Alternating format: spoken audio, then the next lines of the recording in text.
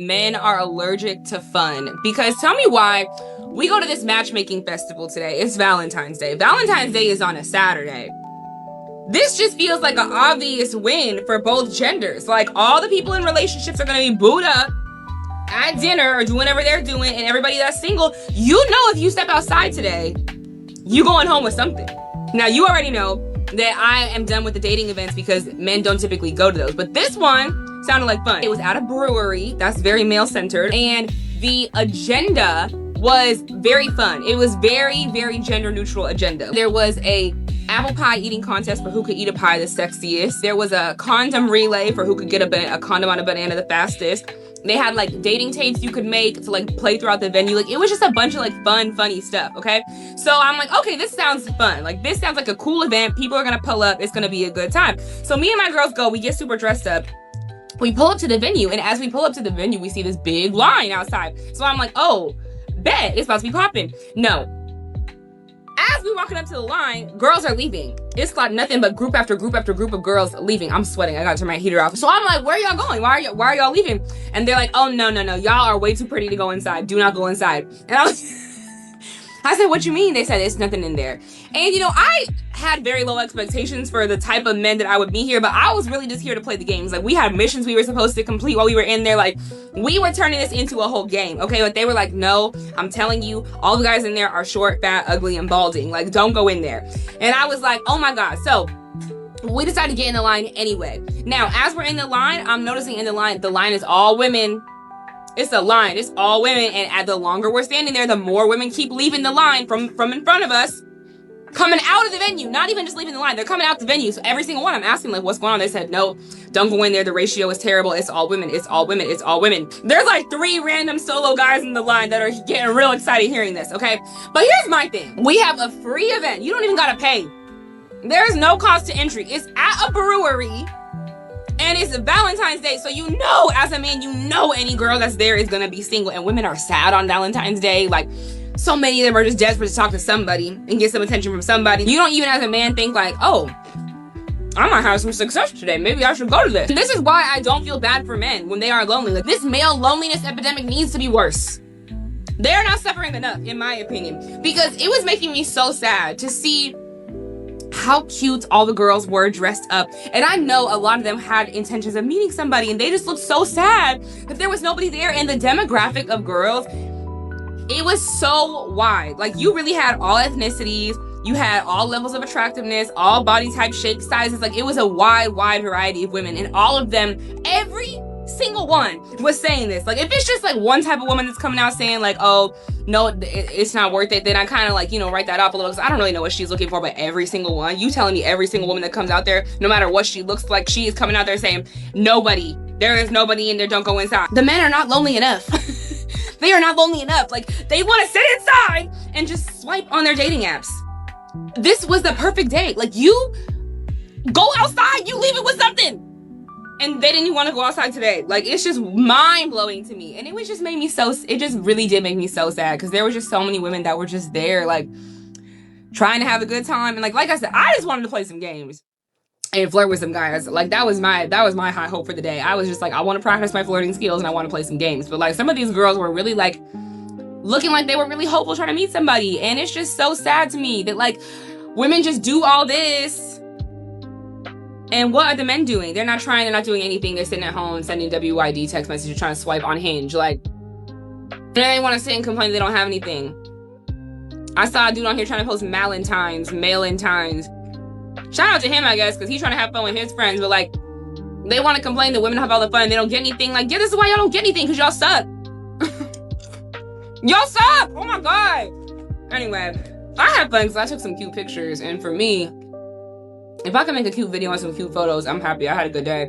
I laughed with my sister, I laughed with my friend. I have fun. But it would have been nice to play some games and practice my flirting skills. But, you know, men don't be thinking, because they're not lonely enough. You're not alluring anymore. You're not an attraction anymore. And men keep on telling you that. And y'all gonna keep on going to these singles events, and y'all gonna keep on seeing that no matter what it is, well, you can get something tonight. No. I already got something the other day. I don't need you. I'm telling you that. Y'all don't. Okay. I mean, y'all think, once again, y'all the only one that got a little something, something. Y'all got a little juice. Y'all the only one that think that. Until the men don't show up. Don't go in there and it's just women in there. The only guys in there, fat, bald, ugly, yada, yada, yada. You ought to be thanking them guys. Because they didn't even have to come out. They probably came out looking to have a good time, looking to see what they can get into. And you're mad at men for not showing up, but then also at the same time trashing the men. You're helping us to understand why men didn't show up in the first place. Well, there's nothing but bald men in there. Short, bald, fat, ugly. Well, I felt you were going to call me that. That's why I didn't show up. I felt like y'all were going to continue to trash, degrade, insult, shame men. So I just didn't show up. And y'all think, I mean, do whatever you want, but men are not coming out for that. Do you think being insulted is worth your box? No. If you are single and scared, you are 28, you are 38, you are 48, you are 58. I'm here as a 40-year-old woman who's never been married, doesn't have any children, and who has never even been engaged. I've never even lived with a man.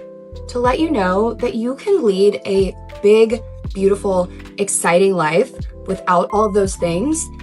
And there is no guarantee that those things would make you happy regardless.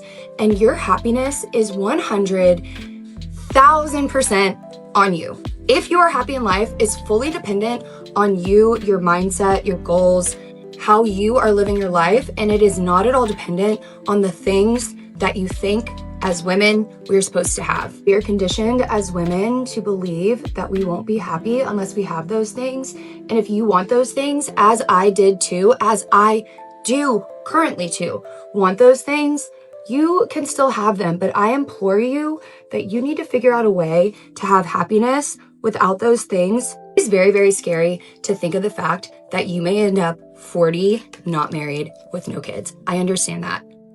I used to think the same thing. I also didn't have any role models that were living a really beautiful life at 40 with no kids. Like, I literally thought you just shrivel up and die.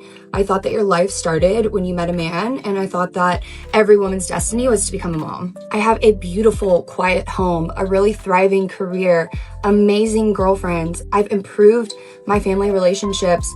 I have so many amazing things in my life, and you can too, but I just don't want you to spend all of your time wishing and wanting for something that you don't know if and when it's coming. Anyways, hope that's a little inspo for you. That's why these modern women be single.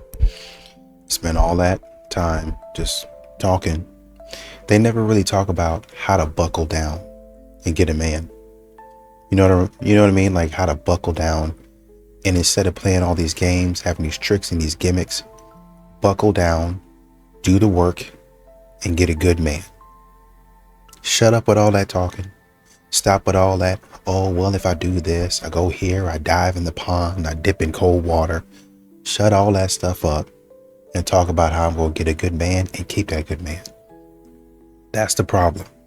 Hair rollers in, doing your makeup, you don't have to. Shut all that talking up and figure out how to get a good man. Well, I got a business over here, it's 6 figures, and I went on vacation. Shut all that stuff up and let's talk about how to get a good man and keep a man. Shut all that down. We don't want to hear none of that. You're single. You're looking for a man. You don't have one. The men that you want do not want you. Instead of talking about how to build a business, fantastic. We'll get to that later. You know good and well, these women want a man. Shut all that down. Well, after 40, you're going to do this. Shut all that down. And let's talk about how I'm going to get a good man. I'm going to get married. Tell me the traits and the characteristics, the behavior patterns, the personality. How do I match all that? Oh, you ain't got to answer for that. Don't worry. What do y'all be in these age gap relationships for when it ain't no money? What are you doing? You 21 years old. What are you doing with a 55-year-old that work at the plant still? He's supposed to be on his way to retirement, boo. What are you doing? He don't make $50,000 a year, and you talking about, oh, that's my big daddy. Baby, no, that's your grandpa, and he looking for a hospice wife, and he done found one of you. You silly.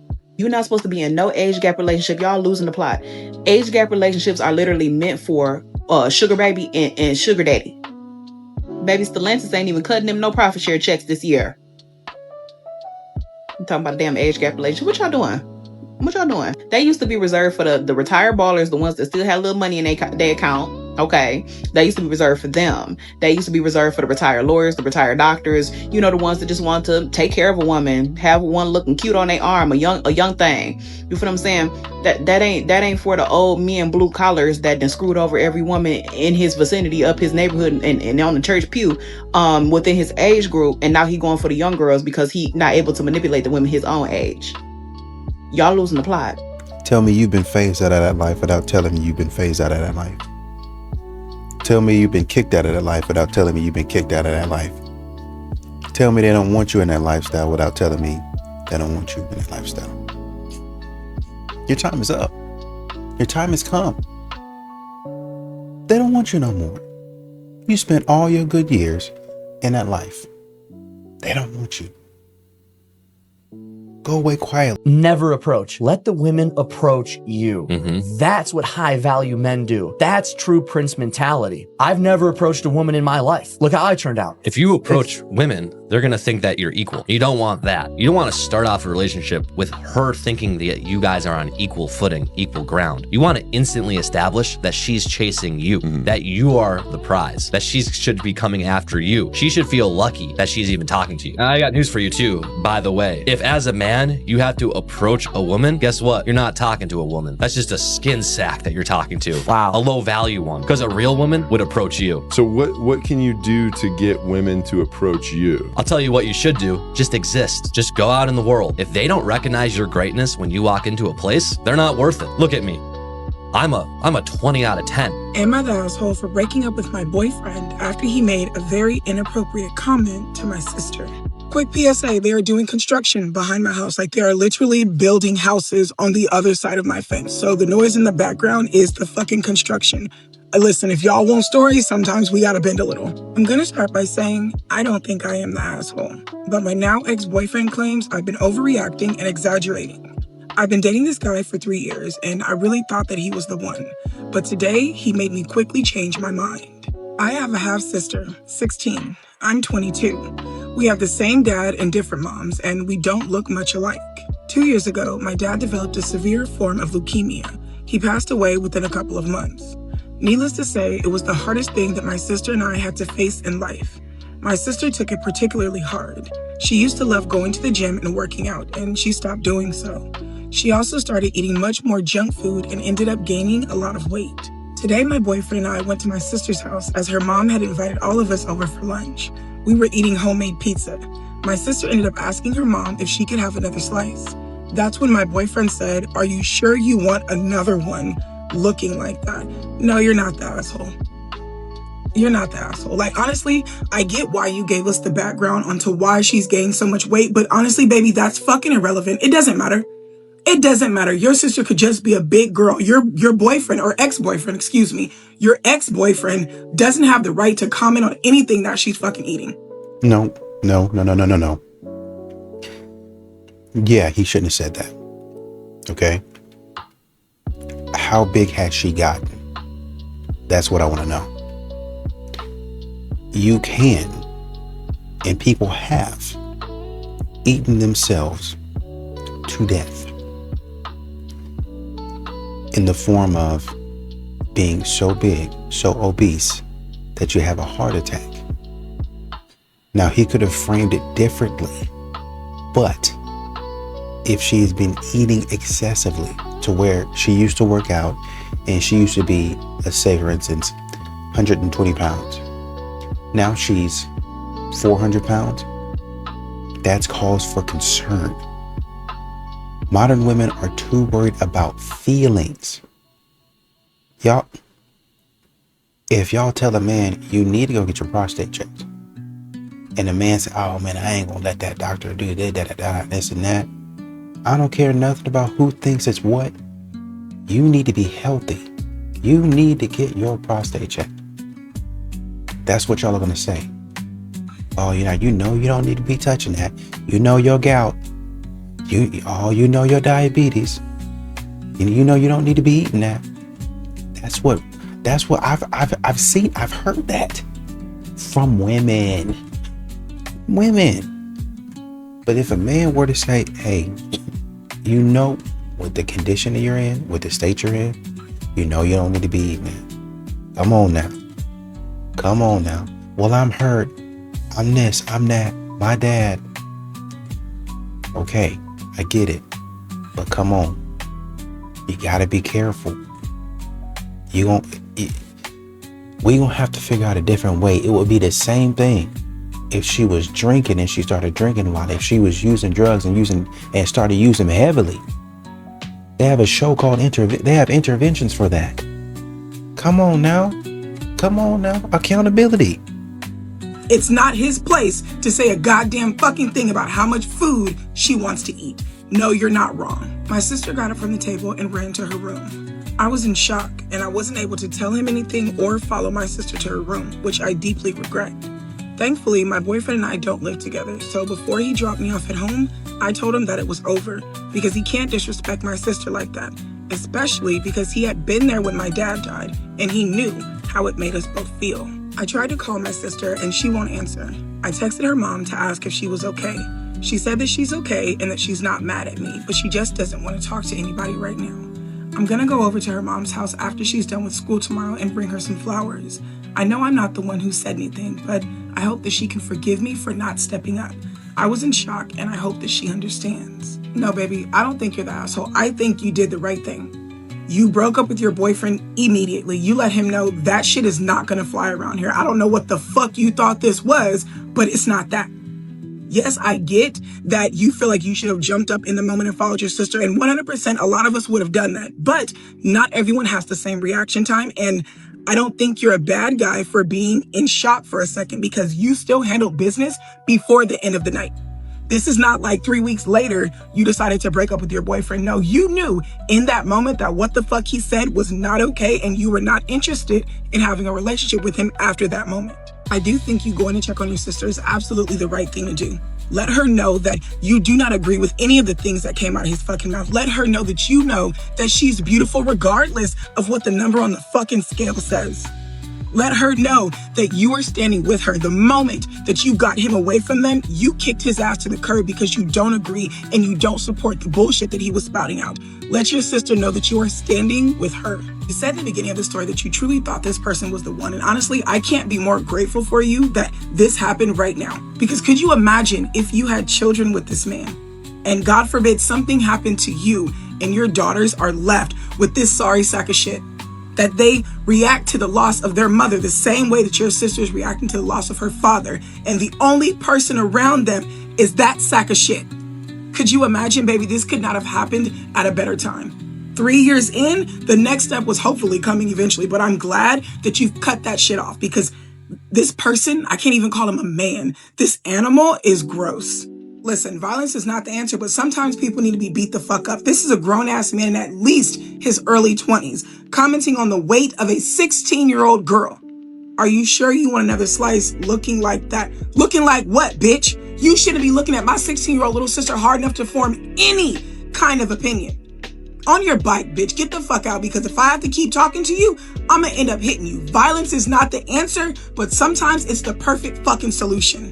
I knew that the beautiful regardless of what weight was going to come up. It's going to be beautiful in that casket too. Y'all going to get down the road and she's going to have health complications is what's going to happen. And then y'all going to be like, oh man, I wish we would have said something. I wish we would have done more. I wish, at the time, I didn't understand it and I was so mad at my ex, but now looking back at it, I see and I understand. That's what you're going to say. But this is emotionalism. This is what this is. Like I said, I don't think that he should have, I think he should have said it differently. Or maybe he should have waited and talked to the girlfriend about it and said, hey, I am really worried about just to throw out a random name, I'm really worried about Rebecca's weight.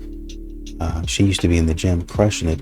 Ever since your dad died, it's obviously she's taking it really hard, but it looks like that's channeled into all of her eating, and then that's taking a huge toll on her health.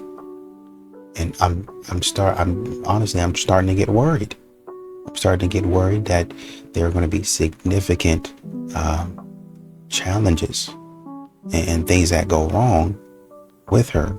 Like, this could be a snowball, right? So she might have this happen, then the sadness of her being overweight, obese, then, sadness of your dad passing away. She's going to look to medicate it different ways.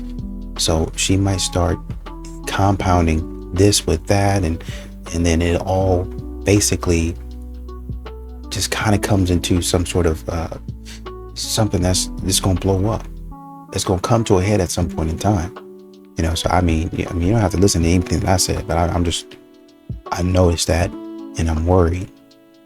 He could have done something like that, but to not say anything, because it was clear that y'all weren't saying anything, and y'all were just, well, you're beautiful the way you are. Okay, whatever you want to say, but there is real danger. There's real danger in continuing to have that happen. For the first time in history, women aren't marrying men for financial stability or material things, just solely based on their character. And we're all single. Yeah, it turns out when women started choosing based on personality, maturity, emotional intelligence, consistency, basic human decency, the dating pool started looking like a... It's literally the complete opposite of what he just said.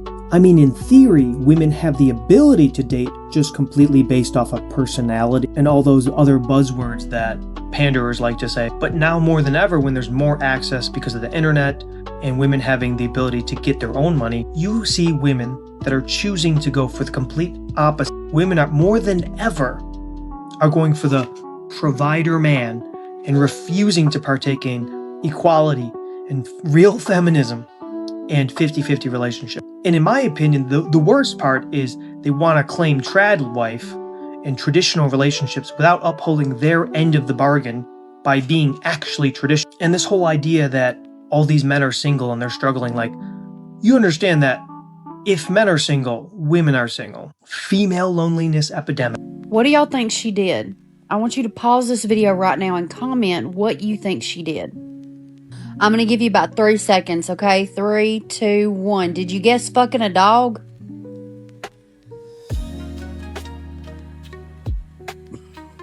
This is 25-year-old Crystal Honeycutt, and yes, she is 25, and that is a rough 25. But she was arrested this past Thursday in Walnut Ridge, Arkansas, because of course it's Arkansas, for allegedly having unholiness contact involving an animal. She's been charged with a big old B word, a Class A misdemeanor, and also a charge of cruelty to animals. Now, how did cops find out about this? I'm so glad you asked. You see, allegedly, Crystal Smetheny here had invited someone over to her house so that they could use her washer and dryer. And when that person got there, she knocked on the door and Crystal Smetheny here told her to come on in.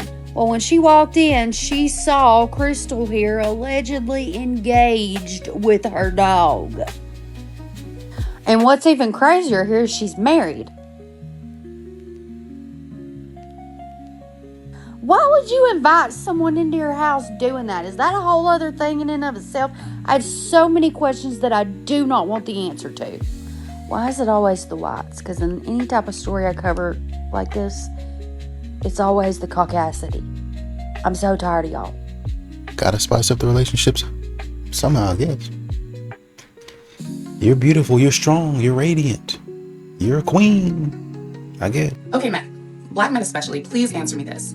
Why is it that many of y'all refuse to go to curated dating events? I'm talking about events where the vibes are already set, the ambiance is right, the music is good, the drinks are flowing. You're basically guaranteed to meet somebody who's actually interested in you and is serious about dating. you're pretty much set up to win. I haven't made a video about dating in well over a month because frankly, I'm tired of talking about it. But I came across this video and something compelled me to speak on it. Maybe the algorithm will pick this up for Valentine's Day week. This video is an outstanding example of women either asking questions about men in bad faith, asking questions in good faith but presuming the wrong things, or talking to men in a condescending way that feels good for the girlies but is so off-putting to men. To be clear, a number of men do that when talking about women for sure, but this video ain't about that, so let's break this one down. The vibes are right, the ambience is set.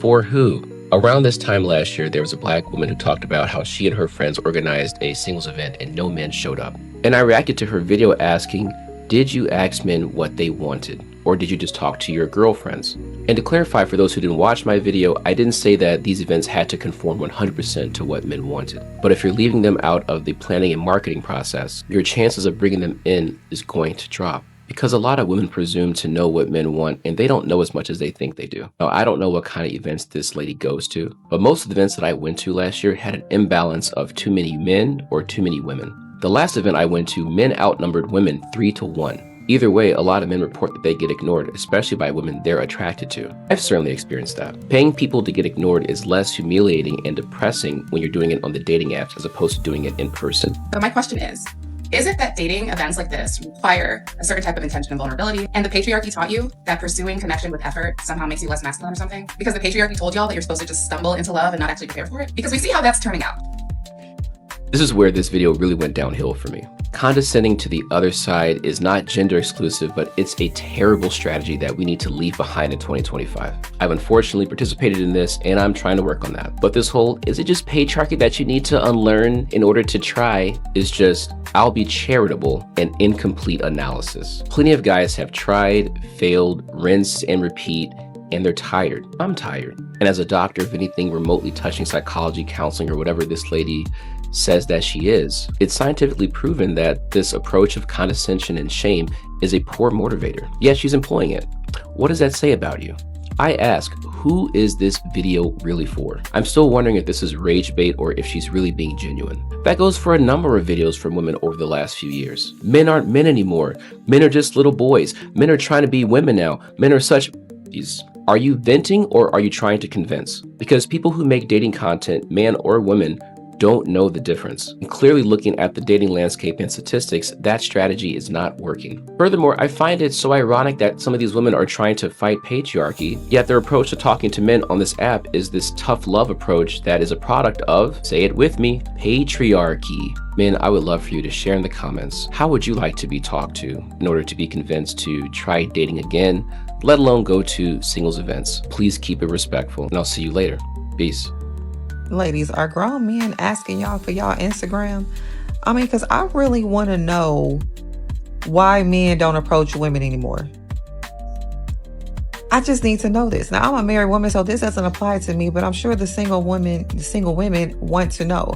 Whenever I do go out into an Atlanta social scene, which is rare, it's always usually this scenario. Men with their friend groups on one side, women with their friend groups on one side entertaining each other. Now, mind you, Atlanta is filled with attractive women. So usually when you go into these settings, there are attractive women everywhere. But the men do not be bothered by these women. It's almost as if the women don't even exist. When I was coming up and you were going to the club, men were on your body. Like, they stayed in your face. They stayed hollering at you, trying to dance, talk to you, whatever. But what's happening in the climate today where men do not talk to women? When you have a child with someone, when you divorce, separate, whatever, you are not entitled to have unlimited access to that other adult just because you have children together. You are entitled to access to the children because they're yours. And then if you get into it, even depending on custody agreements, unfortunately, still somewhat limited on the other parent's time, depending on the co-parenting relationship dynamic, all that stuff. But you are not entitled to unlimited access to that other parent. And they don't owe you anything outside of maybe alimony, child support, the custody agreement. They don't owe you anything outside of that. You got a divorce so you wouldn't be in each other's lives anymore. All they have to do is take care and have responsibility for their kids in whatever way that looks like, financially, custody-wise, whatever. And a lot of times it's the women that claim their baby daddies or the father of their children are deadbeats. They were toxic. They were so manipulative to them in the relationship. But then when they divorce, they think they owe them, because as if like a consequence for getting a divorce, for hurting them. Now, whatever the father of your children did to you to hurt you, that's not right. Right? I'm not saying his actions are excused. They're not. Woman to woman, if I left my husband and he was being so horrible to me in my marriage, the last thing I already have the children that are tying me to him. The last thing I would want is to be in contact with him more than I have to. Right? What is it? Why do we think that once we get a divorce, the other parent, especially the father of the children, owe you, that you deserve unlimited access to them? It just, it doesn't make sense. It's not clicking. A lot of these modern women think that they run you. That's probably why y'all are divorced in the first place, because they think they run everything. And really, they don't understand that they don't run anything but their mouth. That's really what it is. You don't run anything but your mouth. And now that I'm free from you and free of you, you're trying to reinsert yourself back in my space. If more women own more homes than men, vote at higher rates than men, do not have to do dirty, grueling work as often as men by any measure, men hold debt at higher levels than women, yet women graduate at higher rates and have higher rates of higher education, and women claim they have no duty to be a mother, but courts often side with them and go in their favor because of the expectation and role and presupposition of them intending to be a mother. Insurance is less expensive for women, and suicide rates are higher in men. Women also have lower crime rates and are convicted at a lesser rate for the same crimes as men. And yet the majority of the enforcing all these rights and laws are men, including the military draft, which only men have to sign up for. And yet somehow the patriarchy is oppressing women. So is the patriarchy actually that bad, or is it actually pretty benevolent? Yeah. It's benevolent, it always was. And women really overplayed their hand, because it used to be that patriarchy was the only system that we had ever known, and so therefore it was easy to criticize. But now that we live in this modern feminist dystopia, it's actually provided a very useful data point of contrast so that we can actually compare two systems, a patriarchy where men are in charge versus a society where women are in charge. And as everybody can plainly see, this society is a disaster. It's not working. It's so obvious that we have to go back to a patriarchy. Men 100% need to be in charge, because in a patriarchy, women are actually included. They are respected as wives and mothers. They are valued for their femininity. They are protected. They are provided for. And I do think that there was some room for some loosening of the gender roles and some allowing of some individual choice, but we massively overcorrected. Fundamentally, those changes need to take place within a patriarchal system, because with men in charge, they will take care of women. And compare that with the hatred and the contempt that women in charge have for men. There is no thought of protecting men or providing for men. In the female supremacist version of feminism that we've all had to live under, it is plain to see that women do not feel any responsibility at all for the well-being of men. They don't view it as their role to support or help men at all. What we have seen from women is so dark. It's obvious these women have a specific disdain for the men who are in fact the most vulnerable. The incels, the short guys, the broke guys, men who are shy and autistic and struggle in the world, struggle to get a girlfriend. The ones who genuinely could use some compassion and some support. What's been revealed is that women have a specific perverse hatred of those men. The lower the status of the man, the worse he is treated by women. Think for a moment how dark and twisted that is. That famous female compassion and nurturing and empathy that we've been told exists, when it comes to men that they view as beneath them, it's nowhere to be seen. Women despise these men because they see no personal use to them. They can't bring them any selfish personal benefit to their lives, and so they resent their existence. This is why women can't be in charge, because how can you lead unless you understand that one of the roles of being a leader is to take care of the people beneath you? But this is where culture cannot possibly override biology, because it doesn't matter what society you live in, you will never change biology. At a fundamental biological level, women believe that men are better than them. They inherently know that men are superior, and that's why they don't feel any instinct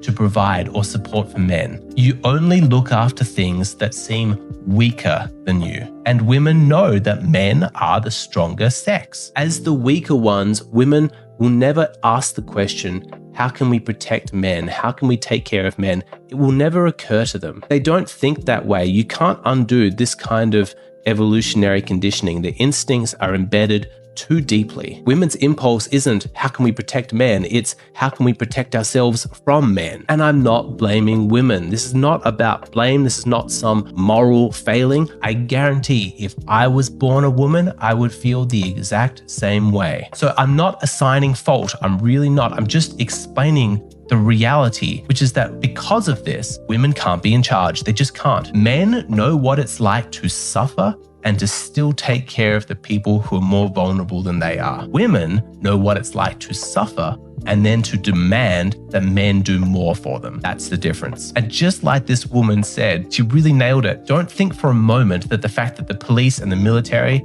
is made up majority by men, that indicates power in any way. No, it indicates servitude, because all of that male strength and power, that is being used primarily to protect women. But my question is, why would men continue to accept the responsibility and the blame for everything that's going wrong with society when it is women who are in charge, where we live under a feminist ideology? How can men be blamed when women deny men the authority that they actually need to properly run things? And I hear what Alexander is saying, but the problem I see here is that men no longer want to be in charge. I'm tired of fixing your stuff. I mean, you know, you're always going to complain. We're in a time period where men, it's like you have somebody that, like, you buy them a car, okay, and the car don't work perfectly, and so they're driving the car along and breaks down, and you know, you come and you fix it, and you say, come on over here and let me show you how to fix it. Come on over here, let me show you how to, you know, you fix your car when it breaks down. Now, for major things, we're gonna have to get together, we're gonna have to collaborate, we're gonna have to go to an actual mechanic or something like that to get this thing fixed, because none of us have the expertise, right? But come on here, it's just a little wire. Oh, I don't want to. No. I mean, you know, you're gonna be out on the side of the road. Let me show you how to fix your car. No, I'm not gonna do that. And then a man has to keep on over and over again fixing your stuff over and over again. Well, no, you already know how to do it. I only know how to do it because somebody showed me, and I'm trying to show you this is how you do it. No, you keep on doing it. And he said, well, you know what? If you don't want to fix your car, I have stuff to do. And if you don't want to fix your car and take care of your car, I'm not going to do it for you. I can help you out here and there, but I got to go to work. I got to spend time with my family. I have other things that I have to do. That's why I'm trying to show you how to fix your car, so you don't have to call on me, so you don't have to wait on me. Because I'm telling you, there's going to be a time when I'm not available, and you're going to need somebody to help you fix your car, and you wouldn't have to if you already knew how to do it yourself. Modern women are that way. They keep on coming in here. You keep on showing them how to fix their problems, and they keep on running into their problems. Come on over here, let me show you how to fix. I ain't listening to no man mansplaining to me how the world works and how to do this and how to do that. You're going to come to a point to where you need to understand this information, and I'm not going to be around. I might be over here, you never know where I'll be. But when you get in a situation, come let me show you how to fix your problem. Come let me show you how to pick a man, how to pick a good man, how to pick the right man, how to pick the right job, how to act around guys, how to pick the right environments to go to, be in. Come, let me show you all that. No, you just do it. You just go and say this to that man. If a man swings on me or whatever it was, I just get behind you. No, I'm telling you, because I'm not going to go over there and start automatically swinging on men. I'm going to go over there and look to solve the problem. And I need you to listen to me do the same. So come on over here, let me show you. Nope, I don't want to do it.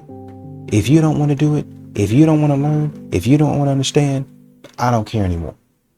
I'm not going to sit up here and continue to fix your problems. You pick up that stroller, you take it upstairs. You get your bag up off the top shelf, struggling to carry it on while I watch. Because I told you how to fix your problem. I told you how to fix your problem. You didn't want to hear. What are your thoughts on the following statement? Dating for women is like shopping, while dating for men is like a job interview that he's paying for. Yeah. Can you explain that? We feel like they're runner-ups and contestants. If women have an abundance of choices, would women ever enter an arrangement where they weren't knowingly in control? No. So if women are the choosers, how are men the leaders? Good question. How can men lead if it's by women's terms? I have no clue. Are men leading when they subject themselves to rejection at a woman's discretion? No. So then why do we say that men are leaders when women are in control? We want you guys to lead while we're still in control. Thank you for being honest. Lied to feminist women talking about how wonderful their life is because they don't have a husband, they don't have children. So they're showing, oh, today I slept in, I went to the spa, I went to Belize. They just talk about how nice their life is because they don't have the inconvenience of a husband and children. And these are young women who have been perpetually lied to. And I'm just telling you, if they do a follow-up at 50, they're not going to be happy. They're going to be working late. They're going to be lonely. They're going to have 7 cats and a couple of STDs. And then at Christmas, they're going to be all alone, very sad, and what they're not going to post is, I'm winning. Mark Driscoll, I am not a praying girl, but if I was, I would pray to something out there that I would have the fortitude and the strength to get through this video without telling you what I actually think, because it is not community guidelines friendly. I might go to jail for what I think about you, happily. First and foremost, it is about fucking time for men to stop telling women how to live their life. It's time to not one more pastor, one more prophet, one more bishop, one more teacher, one more dad, grandpa, uncle, husband, boyfriend tells one more girl how to be a girl. Oh, hell no. Here we go. I lived my whole entire life as a biblical woman. Was married at age 20. Popped out 4 beautiful babies for the Lord. Gave up college, gave up a career, gave up everything. And I was miserable. But I didn't let that misery stop me. I gave that misery to Jesus. Told him, I am here to be a vessel in your hands. Begged him to help me find the joy in my life with the huge house and all the kids and the dinners to cook. The hours of isolation, the strain and stress of being a wife to my husband, who himself was dying under the stress of maintaining all of the finances, is a sole provider for our huge biblical family. Here's my 50-year check-in. After 24 years of biblical womanhood, I was left with 5 STDs from my lying, cheating, piece of shit husband who was banging teenagers, while also serving in the church full-time. And it wasn't until I stepped away from that biblical lifestyle and reclaimed me that I could finally fucking breathe, that this girl would find her voice, find her passion, find some peace by carving her own damn path in the world. At 50, I am happier than ever because I have finally claimed my own life, which sometimes includes working late, sleeping late, eating an ice cream sundae in bed at 2 a.m. I didn't opt for cats myself, although I don't understand why it's a problem for anybody to have a cat. What the fuck is that statement? I instead decided on sexy ass Kevin, who took me hiking over Christmas last year with no kids, no nobody, just me and this sexy man while all the kids were off at the ex's houses. And it was bliss. My biggest regret in life is that I ever gave up everything that I was, everything that I ever could be, everything that I'd ever dreamt of, to be the woman that I thought God in the Bible said that I was supposed to be. And while I love my children, I wish that I had never been a mom, wish that I had never been a wife. Those things are for some people, they weren't for me. And while I don't believe in your Christian mythology, I find it really ironic that the man who wrote the Bible, the Rabbi Yeshua, spent most of his time with a band of renegade rebel women who don't seem to have had any children or any husbands, and who himself happened to really despise whited, sepulchred, hypocritical pricks. I would vote for the president that illegalized religion. I wonder if these women actually read the Bible. I really do. I really do. Like Where'd y'all get that y'all weren't supposed to be working? That's what I'd be wondering. Who told y'all weren't supposed to be working?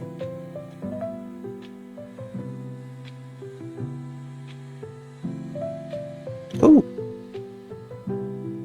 I understand that people keep on saying it's the biblical whatever it is. No. She's a better nurturer. But she don't necessarily have to stay home. Be working. You need to find something to work. If you want to stay at home, you can. If you want to go outside and work, you can. But I think what the issue is you're going, a lot of you guys need guidance.